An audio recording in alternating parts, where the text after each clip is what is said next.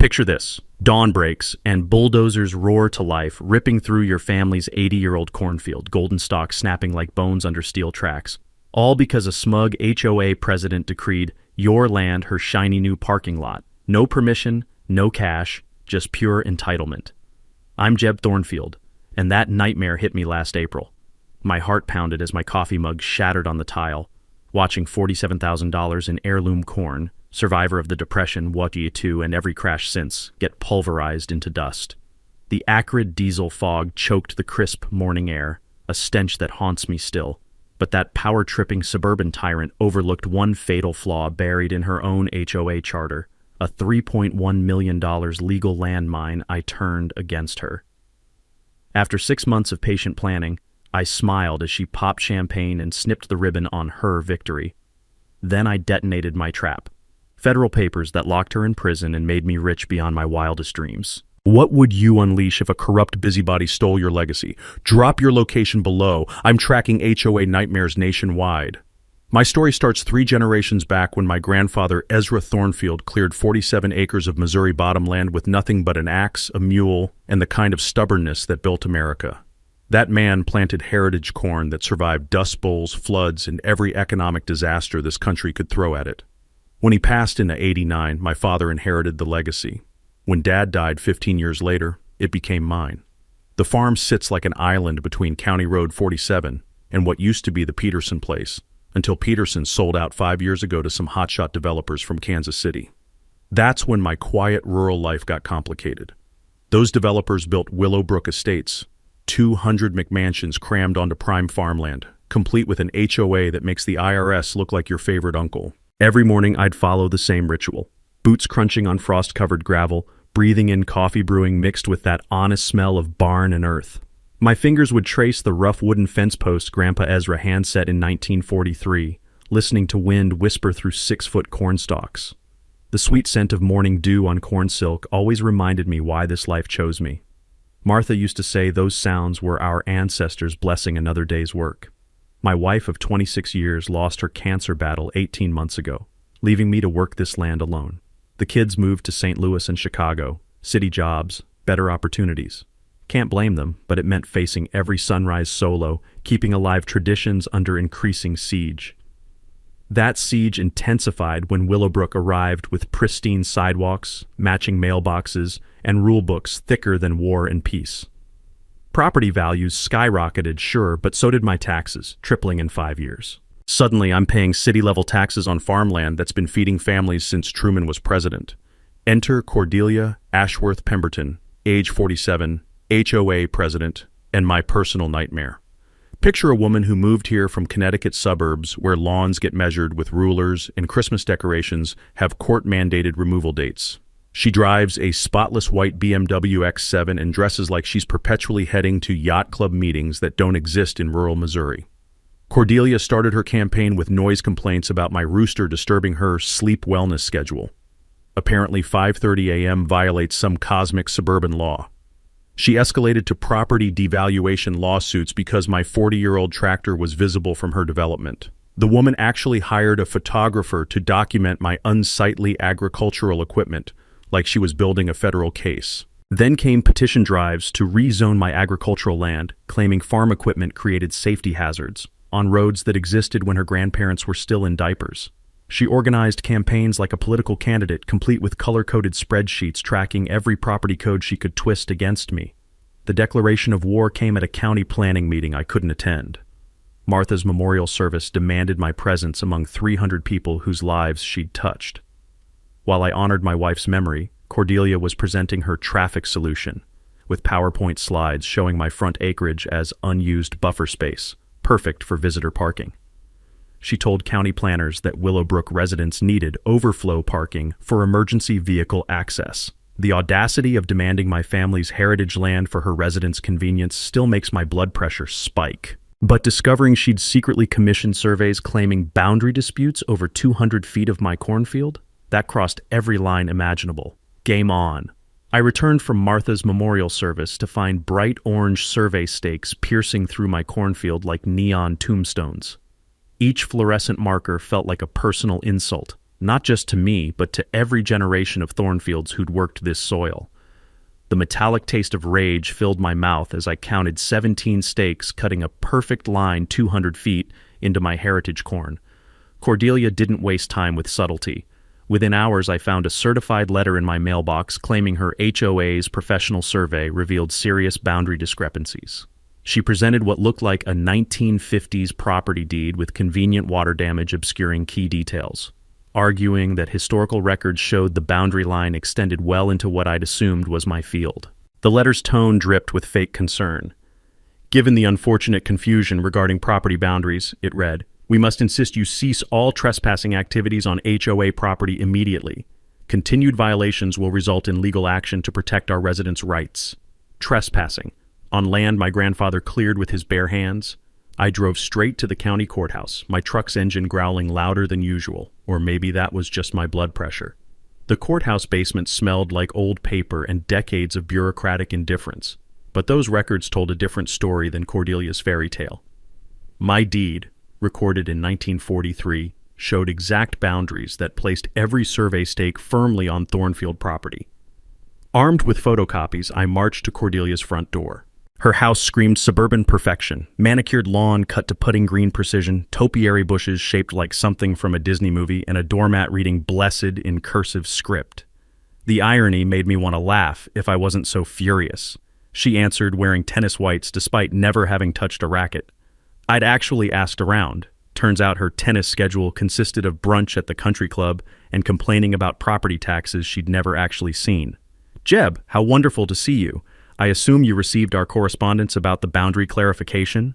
I spread the official documents across her granite countertop. "These county records show you're dead wrong about property lines. Every stake you planted sits on Thornfield land, recorded and surveyed 3 times since 1943. What happened next should have warned me about her true nature." Instead of backing down like any reasonable person caught in an obvious lie, Cordelia doubled down with the kind of confidence that only comes from unlimited legal budgets. "Oh, sweetie," she said, her voice dripping with condescension. "These old documents often contain irregularities that require expensive legal review. My husband's firm specializes in complex property law, and frankly, you seem too emotionally compromised from your recent loss to understand the nuances involved." She actually patted my shoulder like I was a confused child. "Trust me, fighting this will cost you far more than you can afford. We're prepared to take this through years of litigation if necessary. Sometimes it's better to accept reality and move forward." The threat was crystal clear. Surrender or face bankruptcy through legal fees, regardless of who actually owned the land. I remembered reading somewhere that property boundary challenges require clear and convincing evidence to overturn recorded deeds, with the burden of proof lying squarely on the challenger's shoulders. Cordelia had neither evidence nor law on her side, just money and arrogance. My counterattack came through the one weapon small farmers still possess: public opinion. I contacted Marcus Webb at the Millbrook Gazette, a weekly paper that actually cared about local issues. Marcus had covered Martha's community work for years and understood our family's deep roots. Suburban Bully's Target Grieving Farmer ran on the front page 3 days later, complete with a photo of those orange stakes cutting through green corn stalks like wounds in the earth. The article detailed my family's 3-generation history, Martha's recent passing, and Cordelia's immediate assault on our property rights. The response overwhelmed me. 213 online comments, 96% supporting our farm. Local restaurants testified about buying my produce for decades. Former students shared memories of school field trips to see heritage corn varieties. Even complete strangers offered legal help and financial support. But Cordelia's response revealed her true character. Instead of reasonable discussion, she fired back with a letter to the editor that included the phrase, "irregardless of his emotional state," prompting retired English teacher Mrs. Dorothy Hennings to write her own scathing correction letter that made half the county laugh out loud. The public embarrassment should have ended things. Instead, Cordelia escalated by filing formal property disputes with the county, forcing me to hire attorney Janet Morrison at $350 per hour. Those orange stakes stayed planted in my field as evidence, while lawyers argued over land my family had owned since before Cordelia was born. What I didn't realize yet was that this survey scam was just her opening move in a much larger, more dangerous game. While my lawyer battled Cordelia's boundary dispute in court, she was already working a different angle, one I didn't see coming until it was almost too late. 3 weeks after our newspaper war, I got a call from Janet Morrison that made my coffee turn to acid in my stomach. Jeb, we've got a bigger problem. Cordelia just ambushed the county zoning board with an emergency petition. She's claiming your farm violates residential character standards and requesting immediate rezoning from agricultural to residential. The hearing was scheduled for the following Tuesday. Cordelia had done her homework, appearing before the county zoning board with a presentation slicker than a Madison Avenue ad campaign. She brought a delegation of HOA residents dressed like Supreme Court justices, armed with glossy folders and rehearsed talking points that sounded like they'd been focus grouped to death. I showed up in work boots and my best flannel shirt, feeling like I'd brought a pitchfork to a nuclear war. Cordelia's presentation was surgical in its precision. She displayed enlarged photographs of my 40-year-old John Deere tractor, Old Blue as Martha used to call him, claiming it created traffic hazards and visual pollution inconsistent with modern residential development. The woman had actually hired a professional photographer to document my unsightly agricultural equipment from every conceivable angle. The sound of her designer heels clicking on courthouse marble echoed like a metronome counting down to my doom. She distributed those glossy folders with the efficiency of a casino dealer, each one containing aerial photos, traffic studies, and property devaluation assessments, supposedly proving how my farm hurt neighboring home values. Ladies and gentlemen, she addressed the board with courtroom authority, we're not asking for anything unreasonable, simply that zoning classifications reflect current reality rather than outdated designations from a bygone agricultural era. Then she sprung the trap I should have seen coming, the financial death blow disguised as bureaucratic procedure. Rezoning from agricultural to residential would immediately reclassify my property taxes. Instead of the $2,800 annual agricultural rate that had sustained my family for decades, residential classification would catapult my tax bill to $11,200 per year. But here's the kicker that made my vision blur. The county would demand $47,000 in retroactive adjustments within 30 days, claiming I owed back taxes for the difference over the past 5 years. Even if I could somehow afford the quadrupled ongoing rates, that immediate $50,000 hammer blow would force me to sell the farm just to pay taxes on land that had been agricultural since before indoor plumbing. The realization hit me like a freight train. This wasn't about zoning compliance or community standards. This was about financial assassination. Cordelia had studied my tax records, calculated my debt load from Martha's medical bills, and engineered the perfect economic execution. But I wasn't rolling over without a fight. I'd spent the weekend mobilizing every ally in my corner, and when my turn came to speak, I brought the cavalry.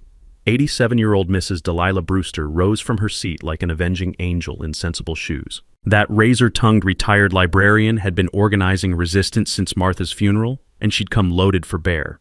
I've lived in this county for 63 years, she declared, her voice carrying the moral authority of someone who'd buried 3 husbands and outlasted 4 mayors. And I've never witnessed such shameless land-grabbing disguised as community improvement.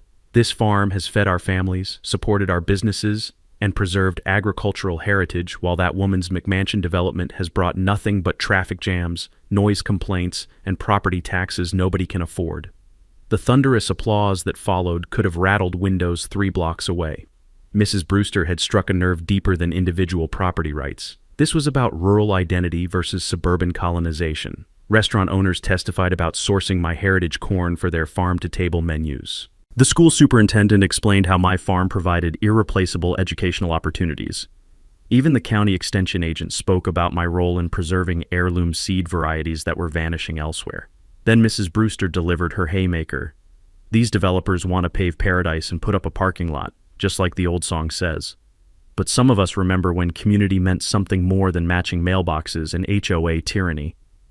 The room exploded. Someone started recording, and by evening, Mrs. Brewster's speech was viral across every local Facebook group in 3 counties, shared by farmers, teachers, and small business owners who recognized their own struggles in mine. Cordelia's response revealed just how deep her resources ran. She hired a land use attorney from Kansas City, some hotshot who arrived in a silver Porsche and immediately parked in the courthouse's only handicapped space.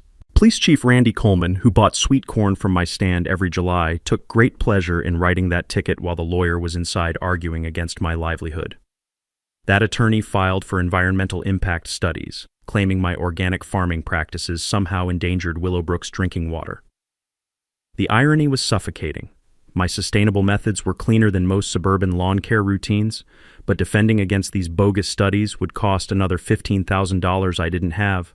The zoning battle stretched for months like a slow-motion torture session. Legal fees climbed past $25,000 while Cordelia's war chest seemed bottomless.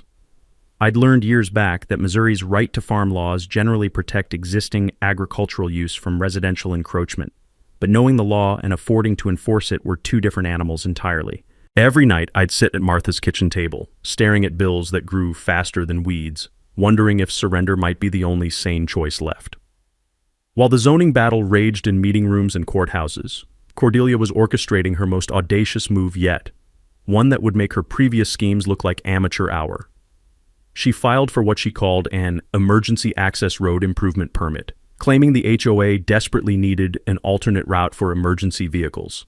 The application landed on my kitchen table like a death warrant. According to the engineering plans, this emergency access would require a 40-foot wide corridor cutting straight through my cornfield, the exact same path where those orange survey stakes had appeared months earlier. What made my blood boil wasn't just the brazen land grab, but the timing. Cordelia had submitted these permits during the week between Christmas and New Year's, when half the county staff was nursing hangovers and the other half was somewhere tropical posting beach photos on Facebook. Her husband's law firm had connections throughout the permit office, and somehow this emergency classification bypassed every normal notification requirement. I learned about the approved permits the same morning heavy machinery arrived at dawn. The rumble of diesel engines vibrated through my bedroom floor at 5:30 a.m., jolting me awake with the kind of adrenaline surge that makes your heart feel like a jackhammer trying to bust through your ribs.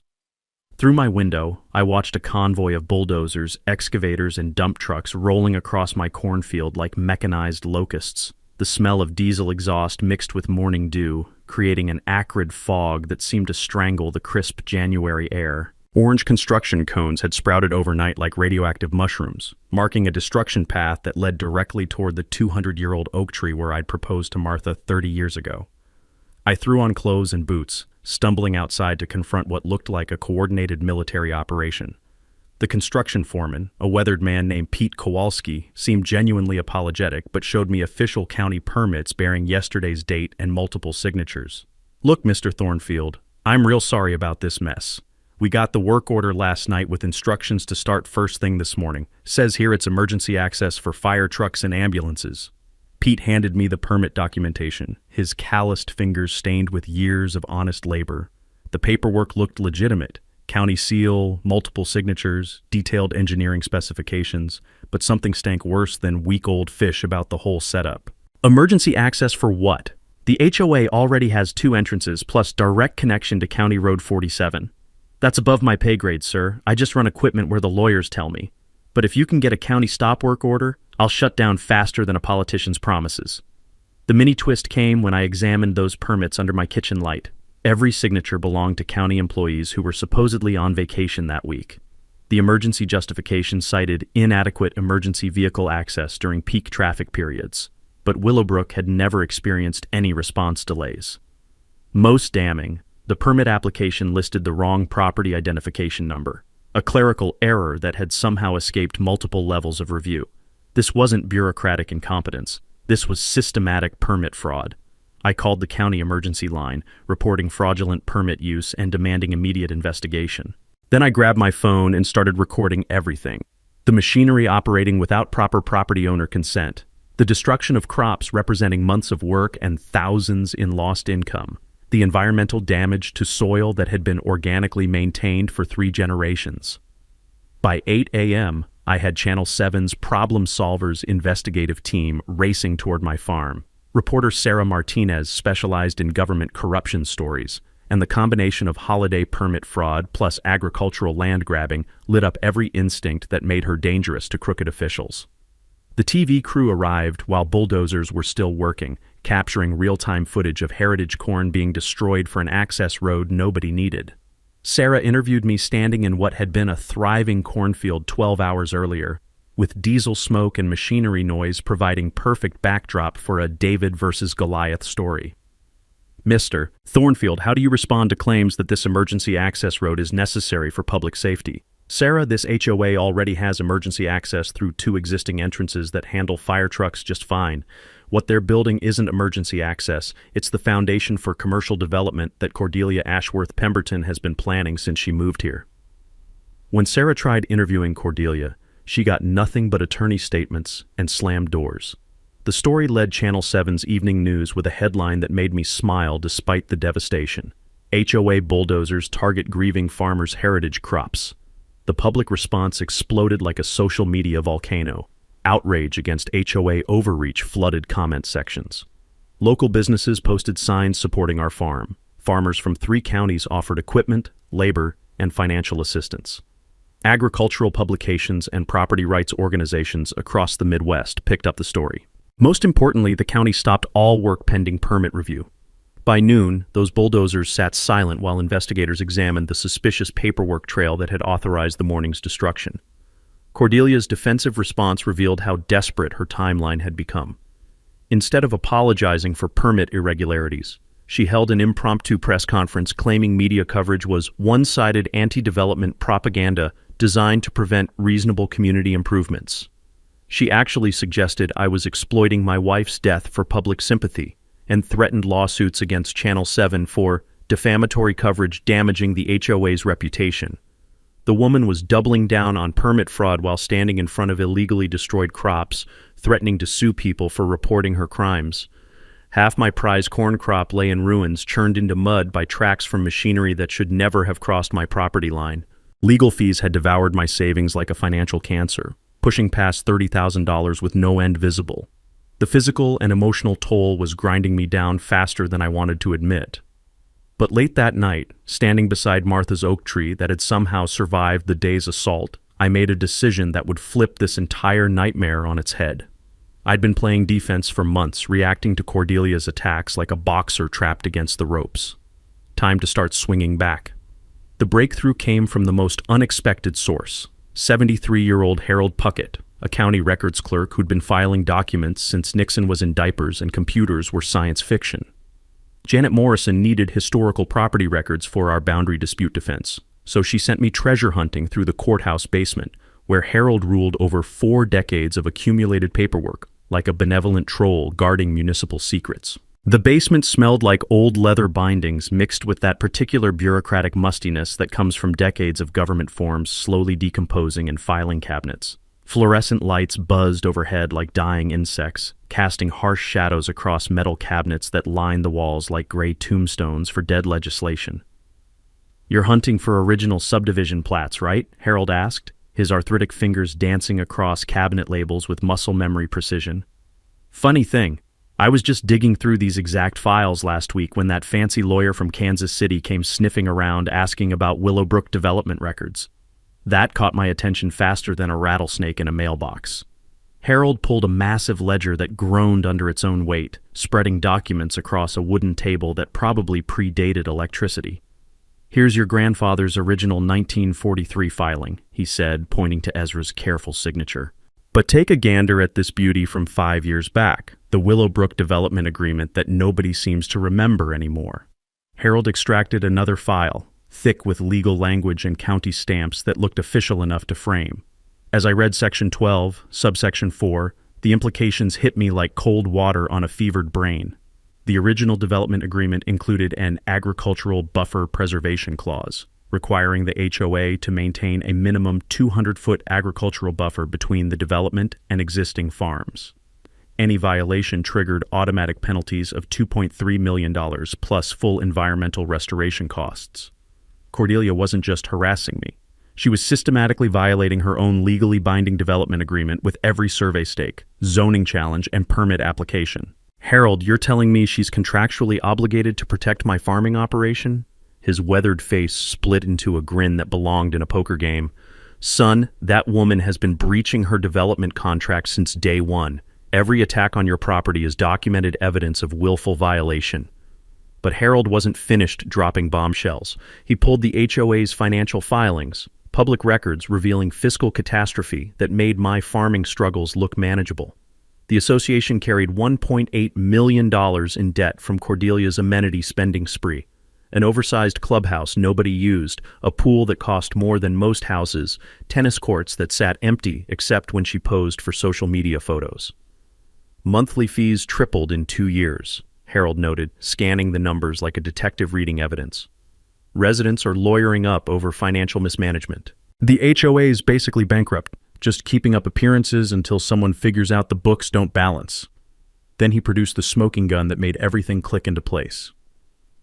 Commercial development contracts filed just weeks ago showed Cordelia secretly negotiating with Midwest shopping centers for a $3.2 million sale of the exact agricultural buffer she was required to preserve. She needs your land cleared for this deal to close, Harold explained, organizing documents with librarian efficiency. The shopping center developer's been funding her legal war through shell companies. She's not just stealing your farm, she's using it to bail out the HOA debt and pocket a hefty consulting fee. The scope of Cordelia's scheme was breathtaking in its audacity. She'd bankrupted the HOA with vanity projects, then engineered a massive land grab disguised as community improvement to fund her bailout. My family's 80-year heritage was just collateral damage in her personal financial recovery plan. Harold's insider knowledge revealed corruption reaching deep into county government. Cordelia's husband's firm had represented the original developer, creating conflicts of interest in every legal action. The planning director who'd approved her fraudulent permits was their former employee. Even the surveyor who'd planted those orange stakes worked exclusively for developments connected to her husband's firm. It's a web that explains how she's gotten away with this long, Harold said. But webs have weak points, and this one's about to collapse under its own weight. I wasn't defending against random HOA harassment anymore. I was sitting on evidence that could bankrupt Cordelia's operation and expose systematic corruption. The agricultural buffer violation alone gave me legal weapons that could flip this entire war. But I also understood why she'd been so vicious. She was fighting for financial survival as desperately as I was fighting for my land.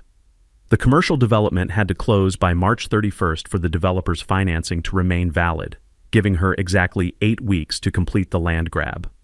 As I copied every document with Harold's patient assistance, a plan began forming that would let Cordelia think she was winning right up until the moment I destroyed her completely. She wanted to play games with legal paperwork? Time to show her what happens when farmers start reading the fine print. Armed with Harold's explosive evidence, I called an emergency meeting with Janet Morrison at her law office. She took one look at the agricultural buffer violation documentation and let out a whistle that could have summoned hunting dogs from the next county.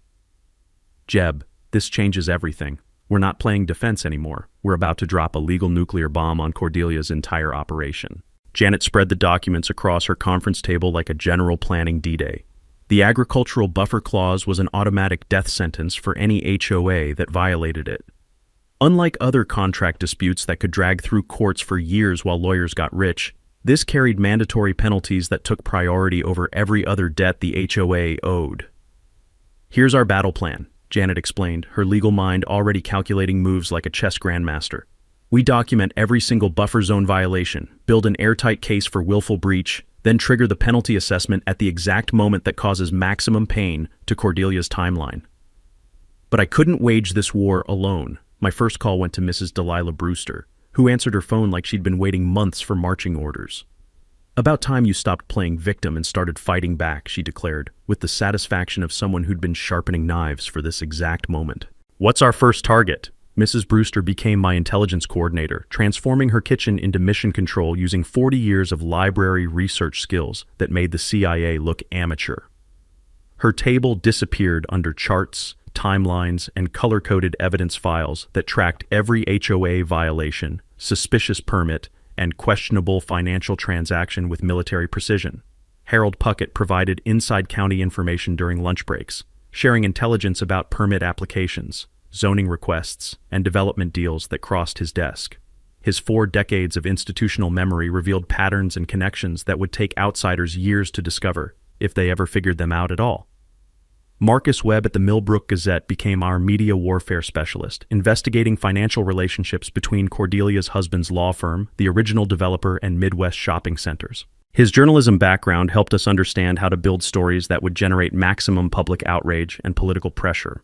The Farmers Association contributed their legal defense fund, $15,000, that felt like winning the lottery after months of bleeding money.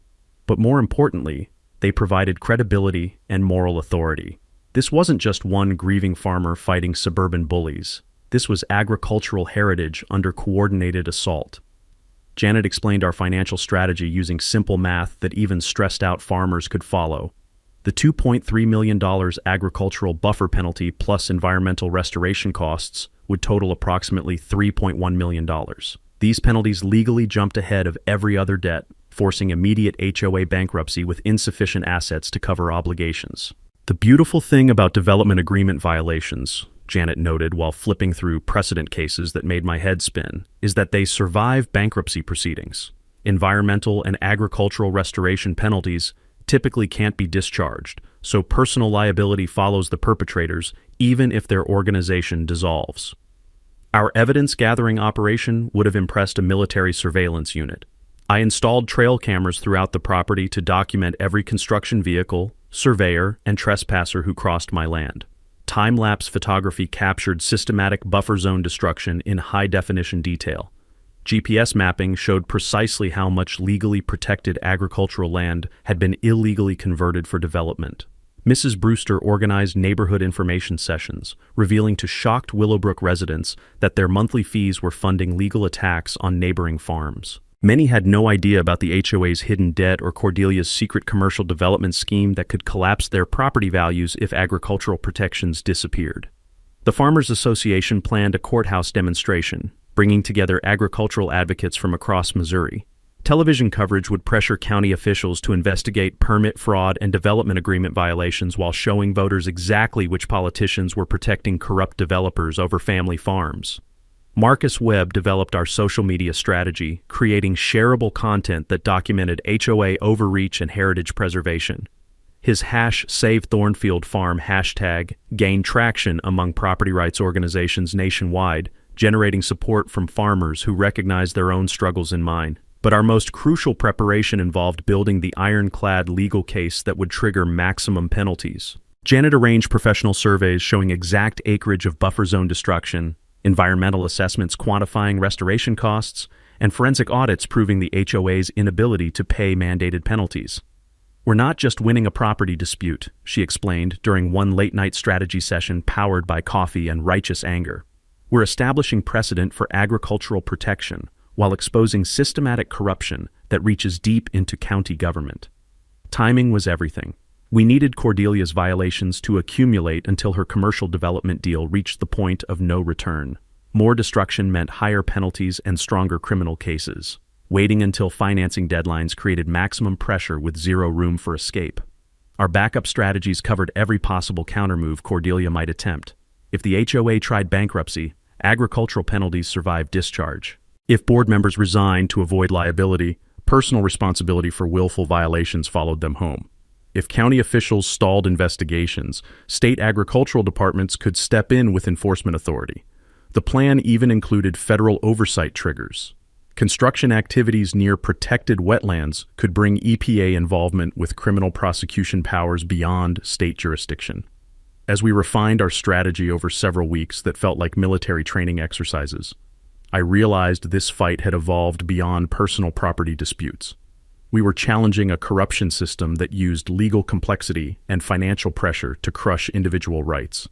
Victory would protect not just my farm, but establish safeguards for agricultural communities across the region. Mrs. Brewster captured our mission perfectly. We're not just fighting one entitled suburbanite, we're proving that money and political connections don't override legal obligations and community values. Everything was ready, evidence documented, allies mobilized, legal strategy bulletproof. Now we just had to let Cordelia provide enough rope to hang herself and half the county officials enabling her crimes. Cordelia's desperation became palpable as February deadlines approached and her commercial development timeline started crumbling like week-old biscuits.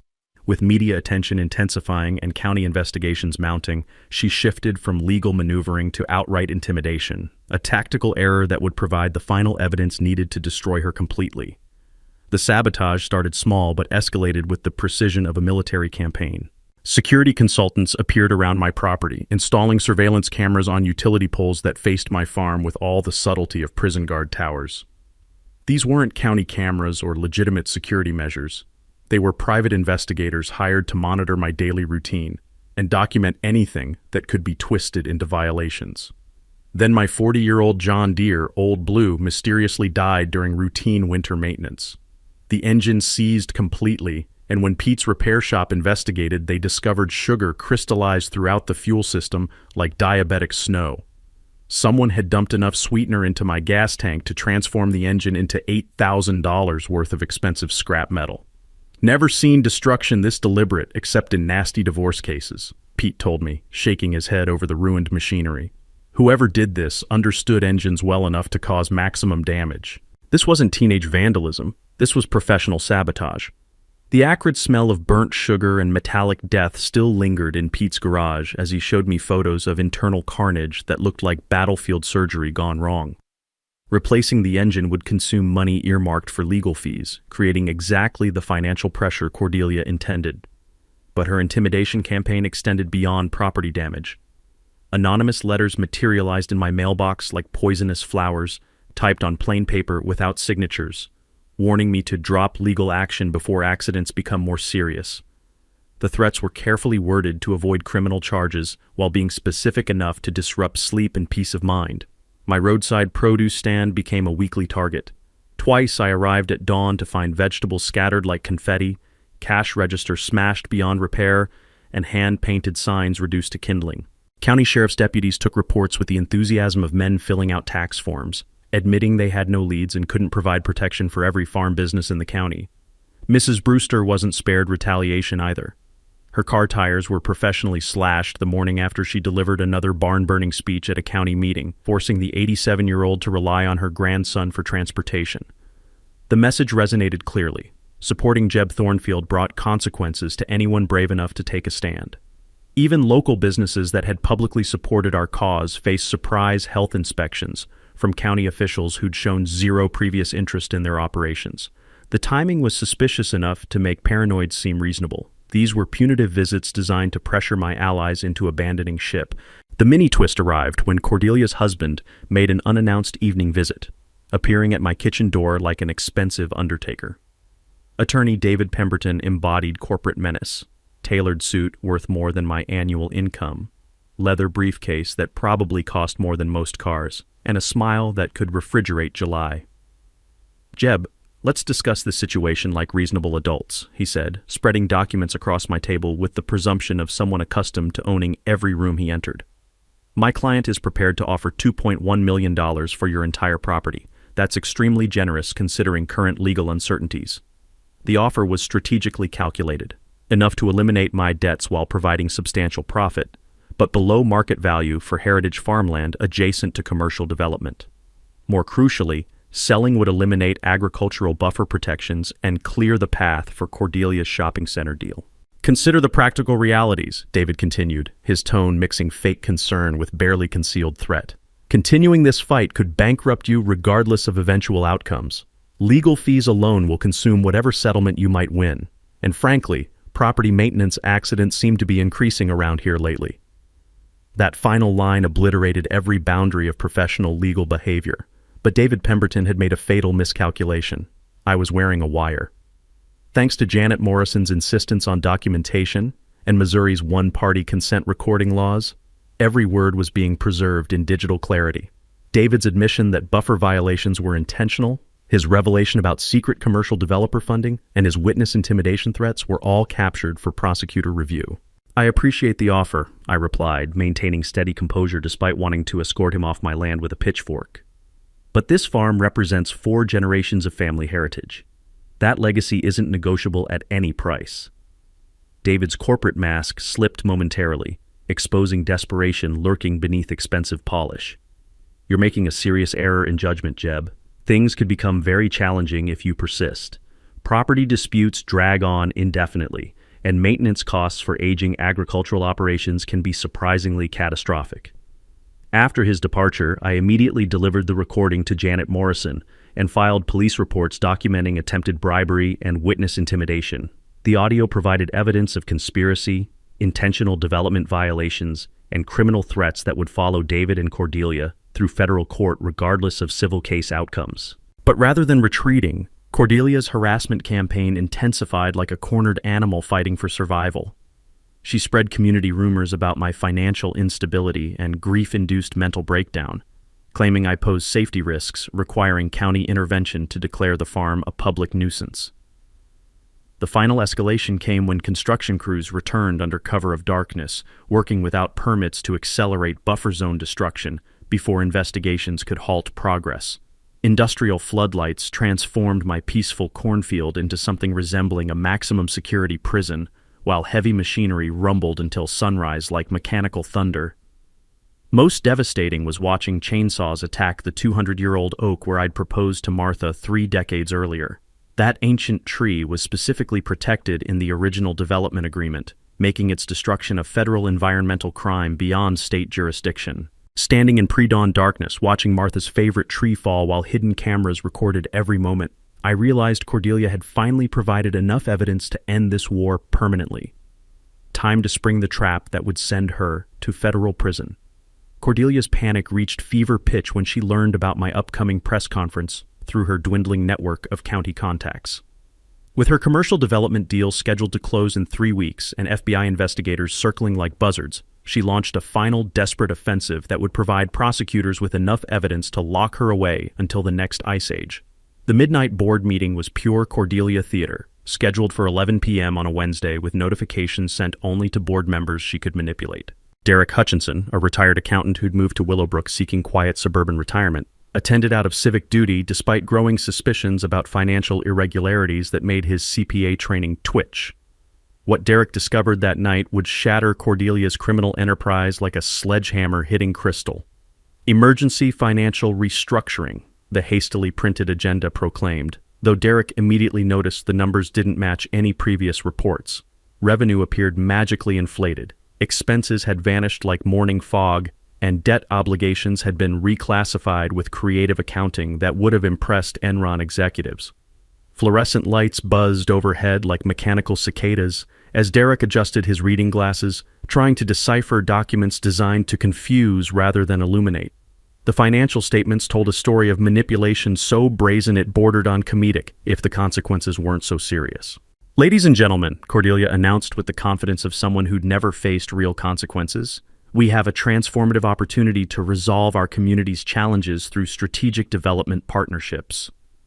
She produced what she claimed was an updated development agreement, eliminating agricultural buffer requirements through county approval.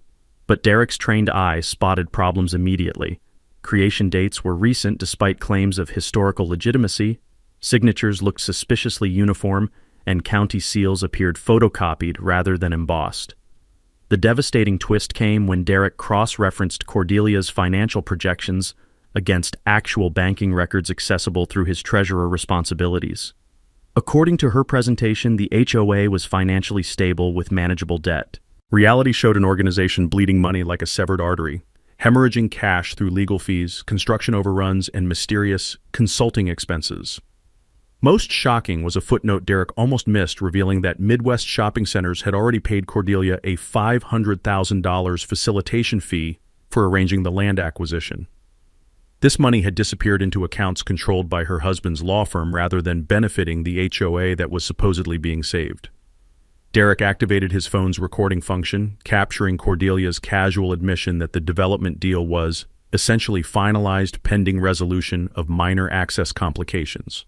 She actually referred to my family's 80-year heritage farm as minor access complications, requiring expedited legal resolution. County officials have assured us that remaining agricultural restrictions will be administratively resolved once current environmental reviews conclude, she continued, apparently unaware that those environmental reviews were federal criminal investigations into wetland destruction and systematic development agreement violations. Board member Patricia Williams raised concerns about residents facing foreclosure due to tripled monthly fees. Cordelia dismissed these worries with aristocratic disdain, claiming commercial development revenue would eliminate resident fees entirely within 2 years. Once retail operations commence, our community achieves financial independence through lease income streams, she promised, ignoring that her shopping center required destroying federally protected buffer zones and would face decades of environmental litigation. Derek's accounting background recognized classic embezzlement patterns throughout Cordelia's financial manipulations. Funds had been shuffled between accounts to hide losses, Revenue was artificially inflated through loans disguised as income, and expenses were creatively reclassified to obscure the true scope of fiscal catastrophe. The forgery became laughably obvious under scrutiny. Modern computer fonts on documents supposedly created 5 years earlier, identical digital signatures across multiple officials, and county seals that didn't match legitimate specimens on file made this look like amateur hour at fraud school. After the meeting, Derek immediately contacted Mrs. Brewster, sharing recordings and financial analysis that painted a picture of corruption so comprehensive it belonged in federal textbooks. Within hours, evidence was flowing to Janet Morrison. Harold Puckett confirmed no updated development agreements existed in county records, and Marcus Webb was crafting an exposé that would obliterate Cordelia's remaining credibility. Cordelia's response to mounting pressure revealed just how unhinged she'd become. Construction crews worked around the clock, destroying agricultural buffer zones, racing to complete irreversible environmental damage before injunctions could stop them. She filed false police reports claiming I posed community safety threats through increasingly erratic behavior. The counterfeit permits reached levels of fraud so obvious they insulted everyone's intelligence. Emergency road maintenance authorizations justified commercial construction, agricultural exemptions covered retail development, and environmental waivers bore forged signatures from officials who'd never seen the applications. Her paranoia manifested in hiring additional private investigators to surveil Derek, Mrs. Brewster, and anyone suspected of opposition. She attempted accessing county computer systems to alter historical records, a federal cybercrime that added decades to her potential prison sentence. Most desperately, she spread rumors throughout the development about outside environmental extremists infiltrating the community to destroy property values through radical agricultural activism. Residents were beginning to wonder if their HOA president had completely lost touch with reality. Environmental damage was now visible from space through satellite imagery showing systematic destruction of federally protected areas. EPA investigators were building criminal cases that would result in prison sentences lasting longer than some presidential administrations. Derek's financial forensics revealed that even if Cordelia's land grab succeeded completely, the HOA lacked resources to pay agricultural buffer violation penalties. The $3.1 million assessment would bankruptcy the organization while leaving individual board members personally liable for amounts that would destroy their personal finances. As I reviewed Derek's evidence that night, I realized Cordelia had finally provided everything needed to end this war decisively. Every forged document, every fraudulent permit, every intimidation attempt was documented and preserved for federal prosecutors who specialized in making white-collar criminals disappear into the prison system. The perfect storm was brewing, time to unleash it. The perfect storm converged on Saturday, March 15th, when 3 separate events collided like freight trains at a rural intersection. My press conference was scheduled for 10 a.m. at the county courthouse. Cordelia had called an emergency HOA annual meeting for 2 p.m. to ram through her commercial development vote, and federal environmental investigators were arriving to serve criminal warrants based on our evidence. Marcus Webb's weekend exposé hit every driveway in the county at dawn, with a front-page headline that made my coffee taste sweeter. HOA President's $3. 1 million fraud exposed. Federal investigators target development scheme. The article laid out Derek's financial analysis, Harold's documentation of permit fraud, and audio excerpts from David Pemberton's recorded intimidation attempts. By 8 a.m., my phone was ringing like a fire station alarm.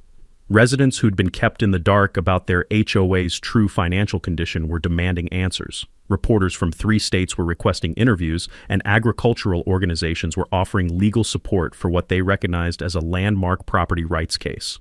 The courthouse steps at 10 a.m. looked like a political rally crossed with a farmer's market. Mrs. Brewster had organized a delegation of agricultural advocates, local business owners, and Willowbrook residents who'd finally learned the truth about their HOA's criminal activities. Camera crews from 4 television stations positioned themselves for maximum drama as I approached the microphone cluster that bristled like electronic wheat. "Ladies and gentlemen," I began, my voice carrying across the crowd of nearly 200 supporters, "what you're witnessing isn't just one farmer's fight against an abusive HOA. This is about systematic corruption that reaches from suburban developments into county government, using legal complexity to steal private property and destroy agricultural heritage."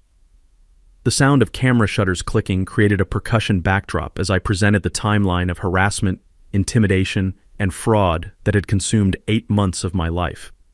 Each revelation, the forged permits, the embezzled funds, the environmental crimes, generated audible gasps from residents who were learning about their HOA's activities for the first time.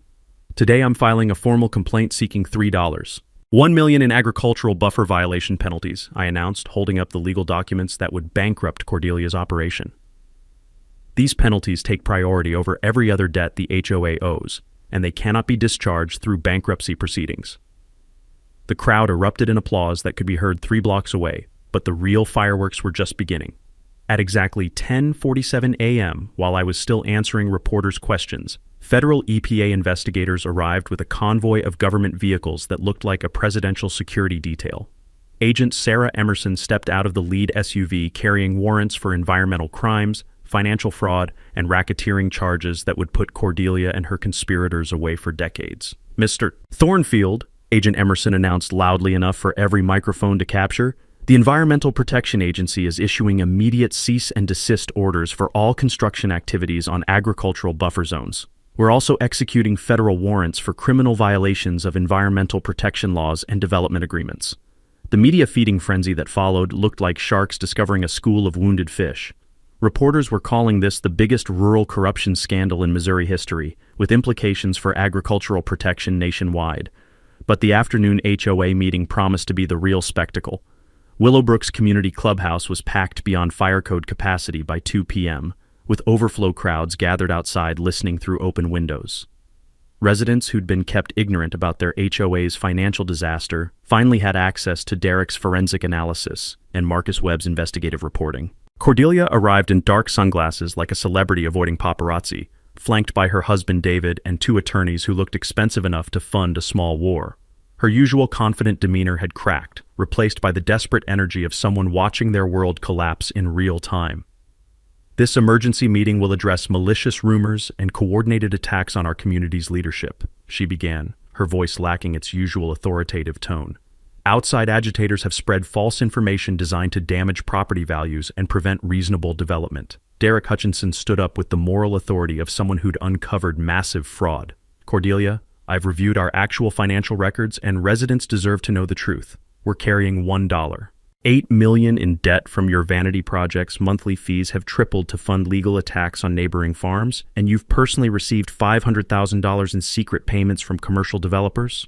The room exploded with angry voices demanding explanations. Residents realized they'd been funding Cordelia's war against my farm while facing foreclosure from tripled HOA fees. Harold Puckett entered the meeting carrying a box of county records that would provide the final death blow. Ladies and gentlemen, he announced with the satisfaction of someone who'd waited 40 years to expose this level of corruption. I'm here to present official documentation proving systematic violation of your development agreement. He spread the agricultural buffer preservation clause across the front table like evidence in a murder trial. This clause requires maintaining agricultural protection for neighboring farms. Violation triggers automatic penalties of $3. $1 million plus restoration costs that your HOA cannot pay. Cordelia's desperate response revealed how completely she'd lost control. These are technical legal details that don't concern residents, she claimed, apparently unaware that bankruptcy and personal liability absolutely concerned everyone present. That's when Sheriff Randy Coleman entered with federal agents, carrying arrest warrants that turned the community meeting into a crime scene. Cordelia Ashworth Pemberton, you're under arrest for environmental crimes, fraud, and racketeering conspiracy. The sight of Cordelia being handcuffed in front of 200 horrified residents while news cameras rolled provided the perfect ending to 8 months of harassment and intimidation. Her designer sunglasses fell off as she was led away, and someone in the crowd actually started applauding. David Pemberton, you're also under arrest for conspiracy, witness intimidation, and violation of attorney professional conduct, Agent Emerson continued, creating a legal disaster that would destroy the entire criminal enterprise. As the meeting dissolved into chaos with residents demanding emergency elections and financial audits, I found myself standing at the same podium where Cordelia had terrorized so many people for so long. Friends and neighbors, I said, my voice carrying over the stunned crowd. This doesn't have to end our community. We can build something better, a place where agricultural heritage and suburban development coexist with respect and transparency, instead of corruption and intimidation. The thunderous applause that followed felt like redemption not just for my family's farm, but for everyone who'd ever been bullied by corrupt authority figures who thought money and connections placed them above the law. Justice had finally arrived in Willowbrook Estates. Justice moved swiftly once federal prosecutors took control. Cordelia received 18 months in federal prison plus $2.1 million in restitution, money she'd have to pay even if it took the rest of her life. David Pemberton lost his law license permanently and got 2 years for conspiracy and witness intimidation. The commercial developer faced $5.7 million in environmental fines that bankrupted their company and served as a warning to every other corporation thinking agricultural land was easy pickings. Derek Hutchinson emerged as the hero Willowbrook needed, leading a reformed HOA with radical transparency and community-focused governance. Monthly fees dropped to reasonable levels, financial records became public documents, and board meetings turned into actual discussions instead of authoritarian decrees. Property values stabilized once agricultural protections guaranteed the rural character that had attracted residents in the first place. The agricultural buffer violation penalty provided funding for something that would have made Martha proud, the Martha Thornfield Agricultural Heritage Scholarship. $50,000 annually goes to students from farming families pursuing agricultural or environmental studies, with priority given to those facing financial hardship. The first recipients included kids from 3 counties whose families had faced similar corporate pressure. Federal oversight ensured proper restoration of the damaged agricultural buffer using environmental best practices that actually improved the land's productivity. Native wetlands were reconstructed, heritage corn varieties were replanted with community volunteer help, and Mrs. Brewster led a historical preservation committee documenting our farm's role in regional agricultural heritage. The healing began with planting a new oak tree where Martha's favorite had been destroyed. The dedication ceremony drew over 300 people from across Missouri, farmers, environmentalists, property rights advocates, and Willowbrook residents who'd learned that good neighbors don't try to steal each other's land. The memorial plaque reads, "In loving memory of Martha Thornfield, who believed knowledge is power and communities are built on mutual respect." Standing in that crowd, watching families who'd been strangers become friends united by shared values, I felt Martha's presence stronger than I had since her funeral. She would have loved seeing agricultural education scholarships growing from the seeds of our struggle. The case became a national model for agricultural protection advocates. Environmental law clinics use our documentation in federal court training, agricultural buffer enforcement was strengthened across the Midwest, and farmers' rights organizations celebrate our victory as proof that individual farmers can defeat corporate corruption when armed with community support and legal knowledge.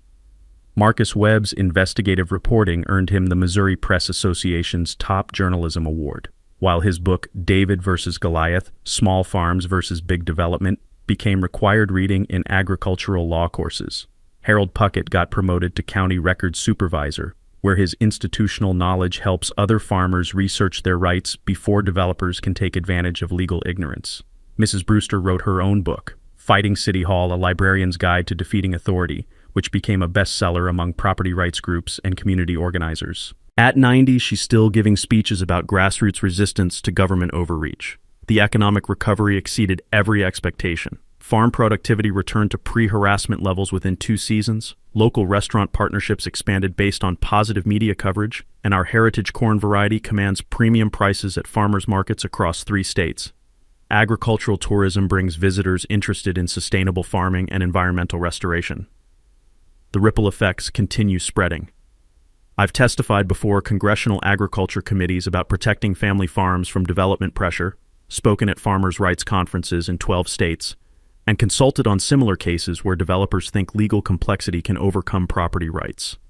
The Thornfield precedent helps farmers nationwide understand that agricultural protections exist, if you know where to look. Most importantly, Willowbrook and our farm now coexist as Martha always hoped. Good neighbors respecting each other's choices while protecting what makes rural communities special.